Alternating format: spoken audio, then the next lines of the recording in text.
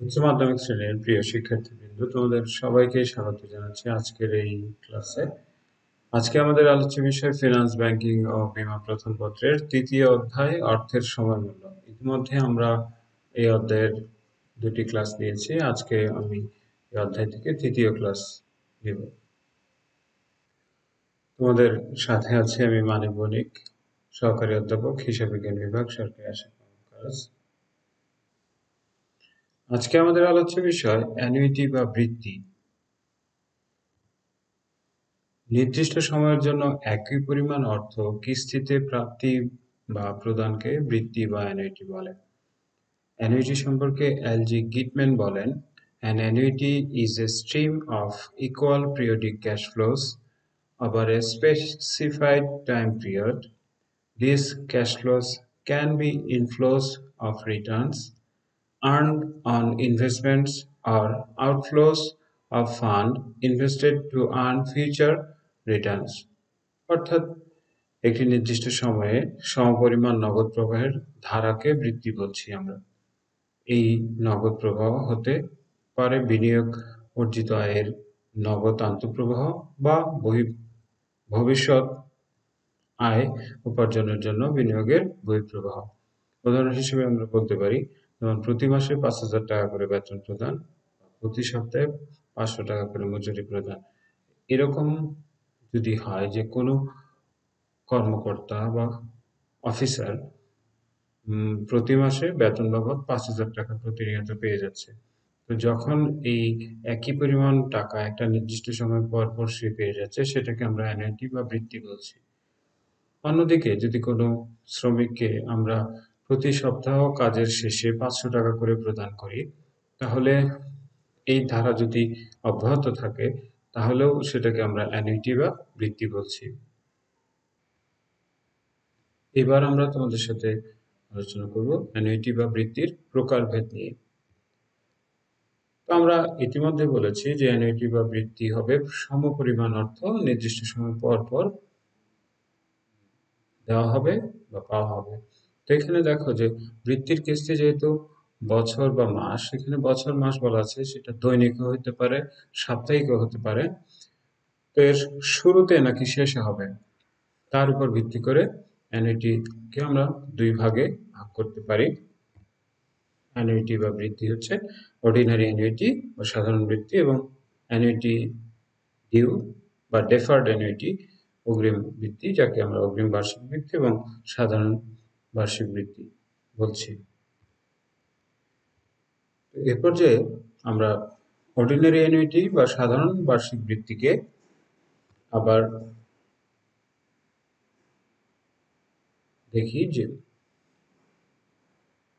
এ পর্যায়ে ordinary annuity বা সাধারণ বার্ষিক বৃত্তি যখন আমরা আলোচনা দেখছি, তখন দেখো যখন নির্দিষ্ট সময় পর পর নির্দিষ্ট পরিমাণ অর্থ মেয়াদের শেষে পাওয়া যায় বা দেওয়া হয়, তাকে সাধারণ বৃত্তি বা অর্ডিনারি অ্যানুইটি বলে। সাধারণত চুক্তি সম্পাদনের একটি নির্দিষ্ট সময় পর থেকে বার্ষিক বৃত্তির নগদ প্রবাহ শুরু হয় এবং সময় শেষে এর উপর সুদ নির্ণয় করা হয়। তো উদাহরণ হিসেবে আমরা বলতে পারি যে প্রতি মাসের শেষে ৫,০০০ টাকা প্রদান করা হলো। তো এইভাবে যদি আমরা মাসের পর মাস একই পরিমাণ টাকা দেই বা একটা নির্দিষ্ট সময়, সাধারণত ১ বছর, আমরা যদি প্রতি মাসে ৫,০০০ টাকা করে দিই, তাহলে এই ৫,০০০ টাকাকে আমরা বৃত্তি বা কিস্তি বলতে পারি। আবার এরকম হতে পারে যে ১০% হার সুদে প্রতি বছর শেষে ৫,০০০ টাকা করে আমরা সোনালী ব্যাংকে যদি জমা দিই, বা সোনালী ব্যাংক থেকে যদি আমরা কোনো জমাকৃত অর্থ থেকে যদি আমরা পাই, তাহলে সেটাকে আমরা বলতে পারি অ্যানুইটি বা বৃত্তি। মনে রাখতে হবে যে যদি এই বৃত্তিটা আমরা প্রতি মাসের শেষে পাই, তাহলেই হবে সেটা অর্ডিনারি অ্যানুইটি বা সাধারণ বৃত্তি। এবার আসি ডেফার্ড অ্যানুইটি বা অ্যানুইটি ডিউ, যার ইংরেজি হচ্ছে, যার বাংলা হচ্ছে অগ্রিম বৃত্তি বা অগ্রিম বার্ষিক বৃত্তি। যখন নির্দিষ্ট সময় পর পর নির্দিষ্ট পরিমাণ অর্থ মেয়াদের শুরুতে পাওয়া যায় বা দেওয়া হয়, তাকে অগ্রিম বৃত্তি বা অ্যানুইটি ডিউ বলে। এক্ষেত্রে বৃত্তি বা কিস্তি হবে বছরের শুরুতে। এখানেও আমরা একটি উদাহরণের সাহায্যে যদি বিষয়টি আলোচনা করি তাহলে দেখো যে তোহা 10% হার সুদে প্রতি বছরের শুরুতে 5,000 টাকা করে সোনালী ব্যাংকে জমা করেন। তো মনে রাখার যে বিষয়টা তা হচ্ছে যে অ্যানুইটি ডিউ বা ডেফার্ড অ্যানুইটি বা অগ্রিম বৃত্তি তখনই হবে যখন আমরা টাকাটা প্রতি বছরের বা প্রতি মাসের শুরুতে বা শেষে, প্রতি বছরের শুরুতে বা প্রতি মাসের শুরুতে পাবে। তাহলে যা দাঁড়ালো তা হচ্ছে যদি আমার বৃত্তি বা কিস্তিটা প্রতি মাসের শুরুতে বা বছরের শুরুতে হয় তাহলে তা হবে অগ্রিম বৃত্তি, আর যদি প্রতি বছরের শেষে বা প্রতি মাসের শেষে হয় তাহলে হবে সাধারণ বৃত্তি। গত ক্লাসে আমরা তোমাদের সাথে বর্তমান মূল্য এবং ভবিষ্যৎ মূল্য নিয়ে আলোচনা করেছিলাম। তো এই যে বৃত্তি, এই বৃত্তিরও বর্তমান মূল্য এবং ভবিষ্যৎ মূল্য রয়েছে। তো এই বার্ষিক যে আমরা বৃত্তি হবে সেই বৃত্তির ভবিষ্যৎ মূল্যকেও আমরা সাধারণ এবং অগ্রিম এই দুই ভাগে ভাগ করতে পারি। এখানে দেখো যে বার্ষিক বৃত্তির ভবিষ্যৎ মূল্য একটি হচ্ছে সাধারণ বৃত্তির ভবিষ্যৎ মূল্য, আরেকটি হচ্ছে অগ্রিম বৃত্তির ভবিষ্যৎ মূল্য। অর্থাৎ ভবিষ্যতে প্রাপ্ত অর্থটা যদি আমরা প্রতি বছরের শেষে পাই তাহলে তা হবে সাধারণ বৃত্তির ভবিষ্যৎ মূল্য, আর যদি প্রতি বছরের শুরুতে পাই তাহলে হবে অগ্রিম বৃত্তির ভবিষ্যৎ মূল্য। এবার দেখো যে বর্তমান বৃত্তির বার্ষিক বৃত্তির বর্তমান মূল্য এটাও সাধারণ এবং অগ্রিম। মানে আমরা কোনো জায়গায় যদি টাকা জমা দেই তাহলে সেটা কি প্রতি বছরের শেষে জমা দিব নাকি শুরুতে জমা দিব তার উপর ভিত্তি করে বার্ষিক বৃত্তির বর্তমান মূল্যকে দুই ভাগে ভাগ করা হচ্ছে। একটা হচ্ছে সাধারণ বৃত্তির বর্তমান মূল্য, আরেকটি হচ্ছে অগ্রিম বৃত্তির বর্তমান মূল্য। এই সাধারণ বৃত্তির বর্তমান মূল্যটি প্রতি বছরের শেষে হবে, আর অগ্রিম বৃত্তির বর্তমান মূল্য বা আমরা যখন জমা দিব বা যখন পাবো সেটি হবে আম, বছরের শুরুতে। তখন আমরা তোমাদের সাথে বৃত্তির প্রকারভেদ নিয়ে আলোচনা করলাম। তো সেখানে দুটি বিষয় আলোচনা ছিল, তা ছিল সাধারণ বৃত্তি এবং অগ্রিম বৃত্তি। তো আমাদের ফিনান্সে বা অর্থায়নে এই অর্থের সমমূল্য বিষয়ের সাথে আরো অনেকগুলো বৃত্তি অঙ্গাঙ্গিভাবে জড়িত, আমরা সেই বৃত্তিগুলো নিয়েও আলোচনা করব। তো শুরুতেই আমরা দেখে নিই যে এখানে বিলম্বিত বৃত্তি। তো বিলম্বিত বৃত্তি হচ্ছে যে বৃত্তির প্রবাহ চুক্তি সম্পাদনের নির্দিষ্ট সময় থেকে শুরু হয় এবং ভবিষ্যতের নির্ধারিত সময় পর্যন্ত চলতে থাকে তাকে বিলম্বিত বৃত্তি বলে। সাধারণত চুক্তি সম্পাদনের নির্দিষ্ট সময় পর এটির কার্যকারিতা শুরু হয় এবং নির্দিষ্ট সময় পর্যন্ত এই বৃত্তিটি চলতে থাকে। এখানেও যদি আমরা একটি উদাহরণের সাহায্যে বিষয়টি দেখি তাহলে একটি বিনিয়োগ হতে প্রতি বছর 31,500 টাকা করে অনন্তকাল পর্যন্ত যদি পাওয়া যায় এরকম বৃত্তি যদি ঘটে তাহলে তাকে বলা হচ্ছে বিলম্বিত বৃত্তি।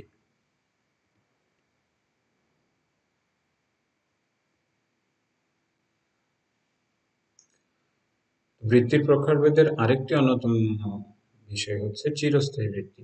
তো অধিকাংশ বৃত্তি পরিশোধের সময় থাকে, কবে পরিশোধ করবো সেই বিষয়গুলো বলা থাকে।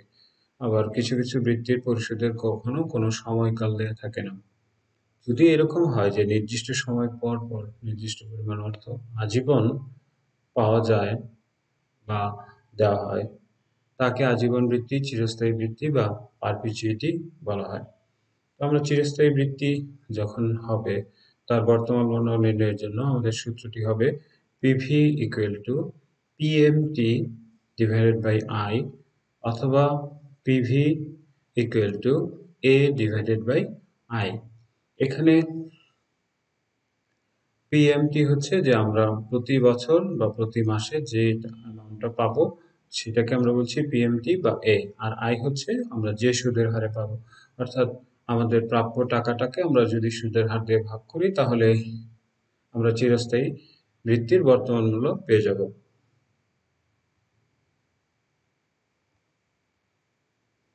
এবার আমরা দেখি যে নামিক সুদের হার। বর্তমান মূল্য ও ভবিষ্যৎ মূল্যের মাঝে আমরা ইতিমধ্যেই জেনেছি যে পার্থক্যের মূল কারণটাই হচ্ছে সুদের হার। তো সেই সুদের হারের অন্যতম একটি হার হচ্ছে নামিক সুদের হার। তো ঋণদাতা এবং ঋণ গ্রহীতার মধ্যে চুক্তিবদ্ধ বার্ষিক সুদের হার। এই সুদের হার লিখিতভাবে বা নির্দিষ্ট করে উল্লেখ থাকে। তো এখানেও একটি উদাহরণ রয়েছে। জনাব আবেদ জনতা ব্যাংক হতে 12% সুদের হারে 50,000 টাকার ঋণ গ্রহণ করেছেন। এখানে 12% সুদের হারকে আমরা বলছি নামিক সুদের হার। এবার আমরা দেখব প্রকৃত বা কার্যকরী সুদের হার, যার ইংরেজি হচ্ছে ইফেক্টিভ ইন্টারেস্ট রেট, সংক্ষেপে আমরা বলছি ইআইআর। তো দেখো যে কোনো ব্যক্তি বা প্রতিষ্ঠান যে হারে ঋণ গ্রহণ করে প্রকৃতপক্ষে তার চেয়ে অধিক হারে সুদ প্রদান করলে তাকে প্রকৃত বা কার্যকরী সুদের হার বলে। আমরা যদি বিষয়টিকে অন্যভাবে বলি, একাধিকবার সুদ গণনার ক্ষেত্রে প্রাথমিক আসল টাকার উপর অর্জিত স্বাভাবিক সুদ ও চক্রবৃদ্ধি সুদ মিলে মোট বার্ষিক শতকরা যে হার পাওয়া যায় তাকে প্রকৃত বা কার্যকরী সুদের হার বলে। আর্থিক সিদ্ধান্ত নিতে গেলে নামিক সুদের হারের ভিত্তিতে নয়, বরং কার্যকরী সুদের হারের ভিত্তিতেই নিতে হয়। তাই এই নামিক সুদের হার এবং কার্যকরী সুদের হারের মধ্যে কার্যকরী সুদের হারই আমাদের কাছে বা একজন অর্থশাস্ত্রবিদ বা অর্থের বিশারদের কাছে অধিক গুরুত্বপূর্ণ।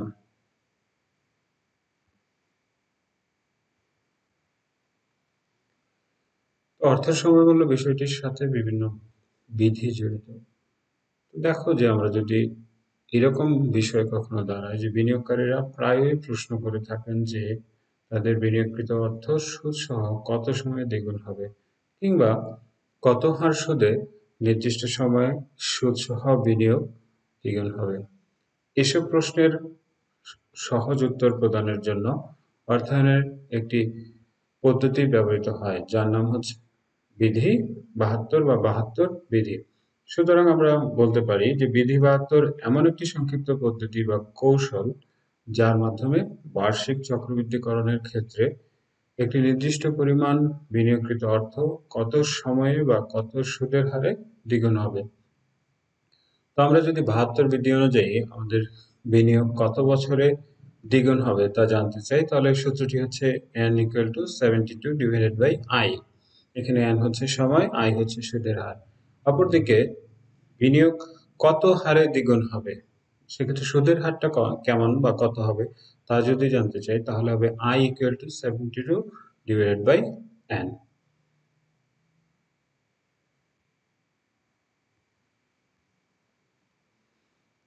এবার দেখি আমরা যে 69 বিধি বা 69 বিধি, অর্থ সময় মূল্যের এটি অন্যতম গুরুত্বপূর্ণ একটি বিধি বা নিয়ম। তো 69 বিধি ও 72 বিধির মতো একটি অভিজ্ঞতালব্ধ সহজ পদ্ধতি। এটিও এমন একটি সংক্ষিপ্ত পদ্ধতি বা কৌশল যার মাধ্যমে অবিরত বা দৈনিক চক্রবৃদ্ধিকরণের ক্ষেত্রে একটি নির্দিষ্ট পরিমাণ বিনিয়োগকৃত অর্থ কত সময়ে বা কত সুদের হারে দ্বিগুণ হবে তা নির্ণয় করা যায়। তবে 72 বিধি এবং 69 বিধি দুটিই দ্বিগুণ হওয়ার সময় বা বছর নির্ধারণে অভিজ্ঞতালব্ধ হলেও 69 বিধিটি বেশি কার্যকর। এই বিধি অনুযায়ী বিনিয়োগ দ্বিগুণ হওয়ার সময়ের সূত্র যদি আমরা দেখি, তাহলে n equal to 0.35 যোগ 69 বাই সুদের হার। অন্যদিকে যে এই বিধি অনুযায়ী বিনিয়োগ দ্বিগুণ হওয়ার যদি আমরা সুদের হার জানতে চাই বা হারের সূত্র চাই, সেক্ষেত্রে i সমান সমান 0.35 যোগ 69 বাই সময়। তো এর মাধ্যমে আমরা কোনো বিনিয়োগকারীর বিনিয়োগকৃত অর্থ কত সময়ে দ্বিগুণ হবে সেটি খুব সহজে এবং সুন্দরভাবে নির্ণয় করতে পারি। পরবর্তী ক্লাসগুলোতে আমরা এই অর্থের অঙ্ক নিয়ে বিস্তারিত আলোচনা করব। তো সে পর্যন্ত সবাই ভালো থাকো, সবাইকে অনেক ধন্যবাদ।